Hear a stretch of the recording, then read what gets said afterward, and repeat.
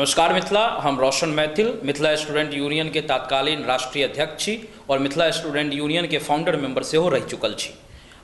हम आई एक vote appeal लै एनौ हैं, चूँकि अहाँ के पता है कि Mithila student union LN. Menu में जो चुनाव भ रहा है, छात्र चुनाव, ओहिमे भाग लेलखिन हैं, तो हम वोट अपील लै एनौ हैं। वोट अपील एहि दुआरे लै एनौ हैं चूँकि मिथिला स्टूडेंट यूनियन के वोट देनाइ बहुत जरूरी है। मिथिला स्टूडेंट यूनियन एक नींव तैयार कर रहा है, छात्र के और शिक्षा के नींव तैयार कर रहा है।